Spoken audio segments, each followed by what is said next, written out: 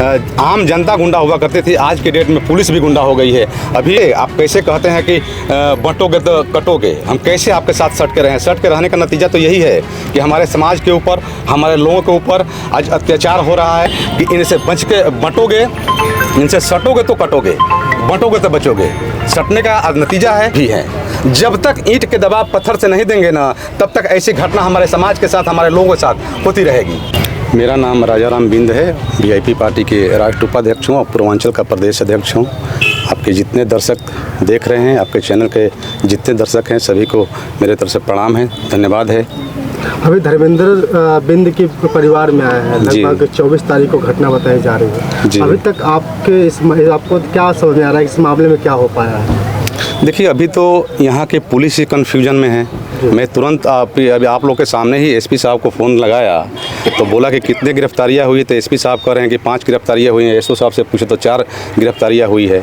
और आज के डेट में मतलब ये हमारे समाज के भिन्न भिन्न स्थानों पर, भिन्न भिन्न शहरों में, भिन्न भिन्न ज़िलों में आए घटना घटती जा रही है। एक अभी पोस्टर चल रहा है हमारे योगी बाबा का कि बटोगे तो कटोगे।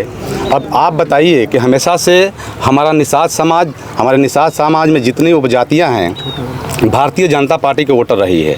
और आज भी जो समाज के मुखिया, प्रदेश के मुखिया होते हैं, वो जाति के और धर्म के चश्मे से देखेंगे तो देश का, प्रदेश का विकास नहीं होगा।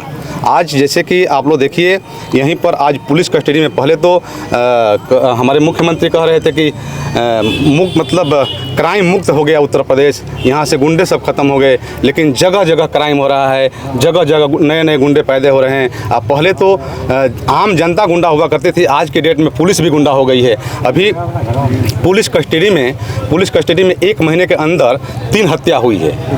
पहले तो लोग गुंडा हुआ करते थे, लेकिन आज के डेट में पुलिस भी गुंडा हो रही है। और 3 कस्टडी में हत्या, एक कोई पांडे जी का हुआ है, एक कोई गौतम जी का हुआ है, एक बिंद जी का हुआ है। तो आज हम कैसे, किस हिसाब से नहीं बटे? आपको वोट दे करके आज हमारे समाज के साथ इतना अन्याय हो रहा है। आज देखिए, यहाँ देवरिया में भी एक निषाद को मार दिया गया। यहाँ जौनपुर में बच्चे को अभी 2 दिन पहले के खून के गाड़ दिया गया, खान के गाड़ दिया गया, मार दिया गया। और यहाँ भी हमारे धर्मेंद्र बिंद के यहाँ भी मतलब फिल्मी स्टाइल में लोग गोली चला करके और गोली मारे उसको। और आज यहाँ देखिए तो जैसे कि अयोध्या में भी एक बेटी के साथ बलात्कार हुआ, मार दिया गया। तो कैसे आप कहते हैं कि बंटोगे तो कटोगे, हम कैसे आपके साथ सट के रहें? सट के रहने का नतीजा तो यही है कि हमारे समाज के ऊपर, हमारे लोगों के ऊपर आज अत्याचार हो रहा है, बलात्कार हो रहा है, मर्डर हो रहा है, मारे जा रहे हैं। और जैसे बहराइच में हुआ था, बहराइच में की हत्या आप लोग देखे ही होंगे कि बहराइच में हत्या हुआ था तो तुरंत वहाँ कार्रवाई हुआ, मीडिया भी सक्रिय हो गई, प्रशासन भी सक्रिय हो गई, सरकार भी सक्रिय हो गई। तुरंत आरोपी को पकड़ करके और वहाँ बुलडोजर भी चलाया गया, इनकाउंटर कर दिया गया। अच्छी बात है, दोषी को सज़ा मिलना चाहिए, दोषियों के साथ ऐसा होना चाहिए। लेकिन क्यों खाली बहराइच में क्यों हुआ, यहाँ क्यों नहीं हो रहा है? हमारे साथ भेदभाव क्यों हो रहा है? मैं ये जानना चाहते हैं कि हमारे साथ, हमारे समाज के साथ, हमारे लोगों के साथ पूरे प्रदेश में भेदभाव क्यों हो रहा है? जहाँ नहीं तो बुलडोजर वहाँ देवरिया में चला, नहीं बुलडोजर यहाँ चला, नहीं बुलडोजर वहाँ जौनपुर में चला, तो क्यों हमारे साथ भेदभाव हो रहा है? कैसे समाज आपके साथ रहेगा? कैसे समाज आपके साथ सटा रहेगा? आप कहते हैं कि बटेंगे तो कटेंगे, कैसे हम आपके साथ सटेंगे? तो हमारा तो उसी में नारा है कि इनसे बटोगे, इनसे सटोगे तो कटोगे, बटोगे तो बचोगे।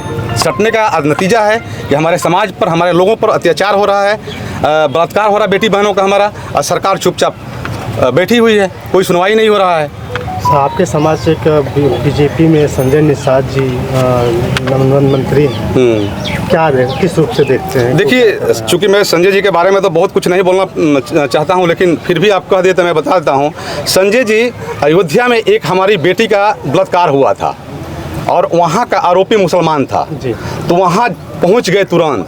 आप पहुँच करके वहाँ आंसू बहाने लगे, वहाँ रोने लगे और आज यहाँ नहीं आ रहे हैं ताकि यहाँ के आरोपी जो है सरवण हैं, वो जानते हैं कि यहाँ जाएंगे तो बीजेपी हमारे ऊपर कार्रवाई करेगी।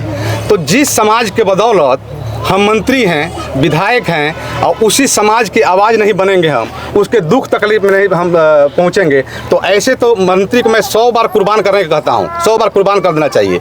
देखिए आज भी माननीय मंत्री जी मुकेश सहनी जी समाज की लड़ाई के लिए, समाज के हक के लिए, समाज के अधिकार के लिए, समाज के आरक्षण के लिए अपना सब कुछ निछावर कर दिए।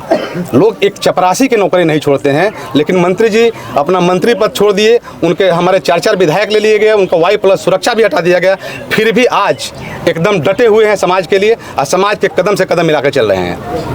सर, जैसा कि आपने कहा कि अभी कठोरतम कार्रवाई नहीं हो रही है, तो इसके पीछे का कारण क्या हो सकता है? नहीं, उसके पीछे कारण सबसे पहले तो मैं बता दूं कि दबा कुचला समाज है, अशिक्षित समाज है, और जितने हमारे नौजवान हैं ना, इसमें दोषी के भागी ये भी हैं। जब तक ईंट के दबाव पत्थर से नहीं देंगे ना, तब तक ऐसी घटना हमारे समाज के साथ, हमारे लोगों के साथ होती रहेगी। ईंट का पत्थर जवाब से देने का मतलब क्या हुआ? मतलब देखिए, आज मेरा कहने का मतलब ये है कि आपको कोई आके घर में से खींच के जाके मार रहा है, तो सुप्रीम कोर्ट का आदेश है, सुप्रीम कोर्ट का गाइडलाइन है कि यदि कोई आपके घर पर, आपके परिवार पर हमला करता है, तो आपको हमला करने में कोई दोषी नहीं है, आपको हमला करना चाहिए, उसको मारना चाहिए।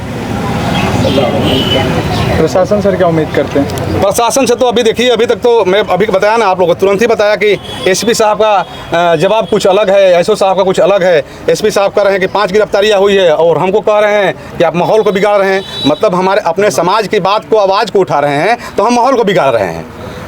मतलब यही हुआ ना, यानी सरकार के दबाव में आकर के आप हमको ऊपर से दोषी दे रहे हैं। हमारे परिवार के साथ, हमारे भाई के साथ घटना घटी है, आज हमारा रोआ रो रहा है कि हमारे समाज के साथ दिन प्रतिदिन घटना हो रहा है, और वो बोल रहे हैं कि आप समाज का माहौल बिगाड़ रहे हैं। यहाँ हमारे समाज के लोग एक दुख व्यक्त करने आए हैं, परिवार से मिल रहे हैं, कहाँ हम लोग हला गुला कर रहे हैं, कहाँ यहाँ धरना प्रदर्शन कर रहे हैं। मैंने तो यही कहा कि आप कार्रवाई नहीं करेंगे तो हम धरना प्रदर्शन भी करेंगे। ऐसे सवाल पर लोग कहते हैं कि छोटी छोटी पार्टियाँ या जो बड़ी पार्टियाँ ये राजनीति सेकने का काम करती है, न्याय दिलाने का कोई काम नहीं करती। देखिए, ऐसी बात नहीं है, छोटी छोटी पार्टियाँ बड़ी पार्टियाँ की बात नहीं है। आज हमको रोटी सेकना होता तो हम भी अपने झंडे बैनर के साथ, कार्यकर्ता के साथ आए होते, लेकिन यहाँ तमाम हमारे जो हैं समाज के लोग हैं, वो भिन्न भिन्न पार्टियों से, कोई समाजवादी से है, कोई बीजेपी से है, कोई बहुजन से है, कोई वीआईपी से है, कोई निषाद पार्टी से है। तो हम रोटी सेकने आए हैं, हम अपने परिवार के दुख में आए हैं कि आज हमारे धर्मेंद्र एक छोटा भाई है, उसको रहने का आज ढंग से घर नहीं है। इतना बड़ा घटना घटा है, और आर्थिक रूप से कैसे वो अपना खर्चा पूरा करता होगा, हॉस्पिटल खर्चा पूरा करता होगा। तो हमने अपने तरफ से आया, जितना बना उतना एक सहयोग के रूप में सहयोग करने आए हैं, परिवार के दुख बांटने आए हैं। बाकी हम राजनीति करने यहाँ नहीं हैं। बाकी लोग आते हैं, भले राजनीति करने आते होंगे, लेकिन हमारा मिशन राजनीति करना नहीं है। मैं यहाँ से भी अभी वहाँ जौनपुर में एक घटना घटा है, मैं वहाँ भी पहुँच रहा हूँ, वो अपने समाज के बीच पहुँच रहा हूँ। जहाँ जहाँ घटना पहुँचता है वहाँ पहुँचेंगे। अभी तो समाज सरकार से हम अनुरोध ही करेंगे, ज़्यादा अनुरोध नहीं करेंगे, ज़्यादा विरोध करेंगे तो हम भी जेल जाएंगे। सरकार का तनाशाही है, यदि आप बात को बोल्डली रखिए तो जेल जाइए। तभी सरकार से हम अपील ही करते हैं कि जितने हमारे समाज के साथ घटना घट रही है उसको रोका जाए, उचित कार्रवाई किया जाए, कठोर कार्रवाई किया जाए। चुनाव आता है तो आप जो है आपके समाज के, निषाद समाज हो या बिन समाज के नेता हो, वो आते हैं, बड़े बड़े नेता हैं भाजपा में, वो आते हैं तुरंत कहेंगे कि हम आपके समाज के हैं, आप वोट करिए, भाजपा सरकार बहुत अच्छी है, आपका मदद करेगी हर समय। लेकिन ऐसा जो है इनके साथ हो गया अत्याचार, एक गरीब आदमी है, इनका ना घर है ना कुछ है, इनके साथ हो गया, तो वो नेता लोग कहाँ हैं? देखिए, मेरा तो पहले से मानना है कि जिस समाज के बदौलत, चाहे वो सपा सरकार हो, सपा पार्टी हो, चाहे बीजेपी पार्टी हो, चाहे कोई भी पार्टी हो, आपको टिकट देती है, आपको विधायक बनाती है, आपको मंत्री बनाती है, तो वो समाज का देन है। वो समाज को देख करके कैलकुलेशन करके आपको टिकट दिया जाता है, व्यक्तिगत उसमें आपका कुछ नहीं होता है। और हम डरेंगे, हम भयभीत होंगे कि हम अपने समाज की आवाज़ उठाएंगे तो हमारा टिकट काट दिया जाएगा, हमको टिकट नहीं दिया जाएगा।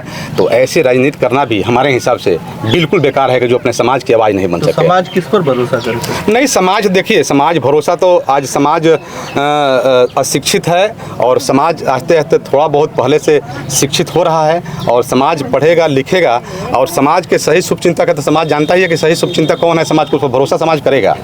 आप हर जगह पहुंचने का काम करते करते हैं, अपने समाज को क्या संदेश देना चाहिए? देखिए, मेरा मिशन ही है, और नहीं तो मुझे सांसद बनना है, नहीं तो विधायक बनना है, नहीं तो मंत्री बनना है, और नहीं तो मैं टिकट के लालच में घूमता हूँ। मेरा एक ही मिशन है कि आज हमारा दबा कुचला समाज है, इसका अधिकार मिल जाए, इसका हक मिल जाए, इनको भी लोग जानने लगे।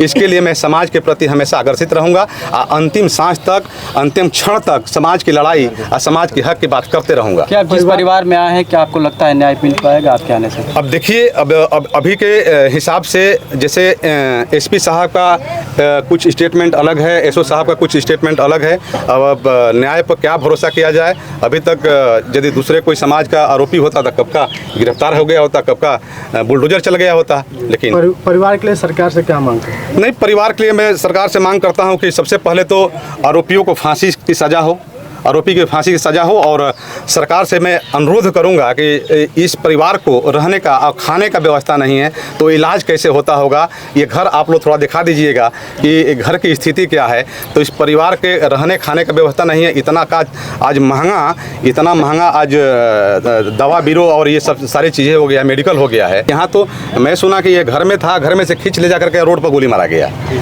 तो भाई मानसिकता है कि ईगो हट हुआ। जैसे आपस में मतलब कोई लड़के भूमिहार के लड़के थे और बिंद के लड़के थे, आपस में हाथापाई कुछ हुआ तो ईगो हट हुआ कि भाई छोटी जात के लोग आज कैसे लड़ाई करने लगे हमारे जैसे ऊंची जातियों के साथ। ईगो हट हुआ, गोली मार दिया गया। अब बाबा हमारे बोलते हैं कि मुक्त मतलब क्राइम मुक्त है उत्तर प्रदेश, कैसे हम माने क्राइम? इस चौराहे पे जो है कोई क्राइम होता है, अगले चौराहे पे उसका हाँ, बाबा का ये भी इंटरव्यू था कि इस चौराहे पर कोई घटना घटती है, अगले चौराहे पर उसका हिसाब किताब हो जाता है। लेकिन मेरे हिसाब से तो कहीं ऐसा नहीं दिख रहा है। चलिए, आप सभी लोग को बहुत बहुत धन्यवाद।